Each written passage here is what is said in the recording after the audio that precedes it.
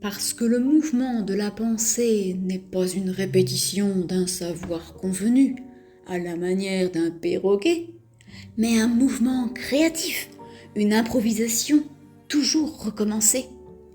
Parce qu'improviser, c'est mobiliser des automatismes de manière imprévisible, et parce que l'improvisation est à même de surprendre l'improvisateur lui-même. Ça te dit de rejoindre une équipe de choc de médiateurs philothéâtre ? Une fois par mois, ensemble, on transforme nos rencontres en un laboratoire.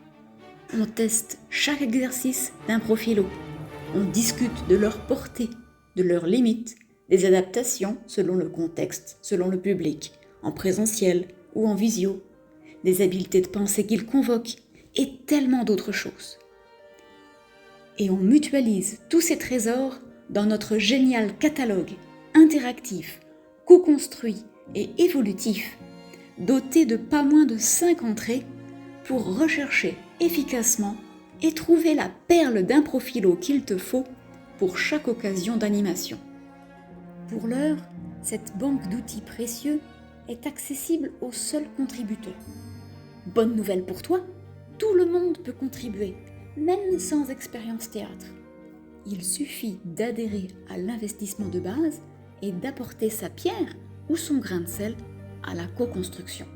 Tu verras même ton nom et ta description inscrits sur la page contributeur.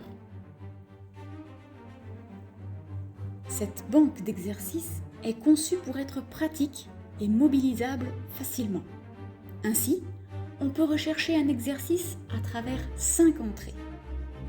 Par type d'expérience, est-ce un exercice dont le but est d'instaurer de bonnes dispositions d'écoute, fédérer une équipe de recherche, faire surgir des paradoxes ou du jeu entre les idées, problématiser, récolter des questions, mettre à l'épreuve nos idées dans différents contextes, révéler de fausses évidences culturelles ou des présupposés inconscients.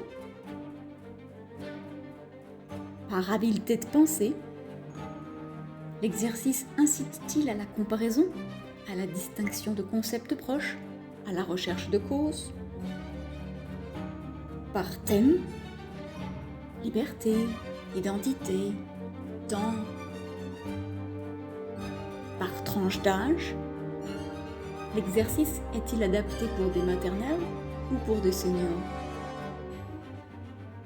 Par temporalité, est-il plus judicieux de recourir à l'exercice en début d'atelier ou en cours de dialogue pour en redynamiser les enjeux? Ainsi, chaque exercice est facilement accessible. Il est numéroté et nommé.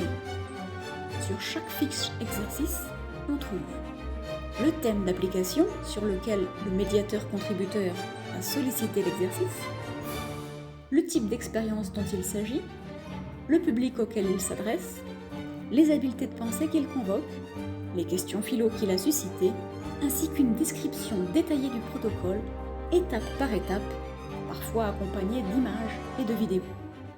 Vous trouvez aussi des recommandations sur les adaptations nécessaires de l'exercice s'il est réalisé dans le cadre d'un atelier en visio.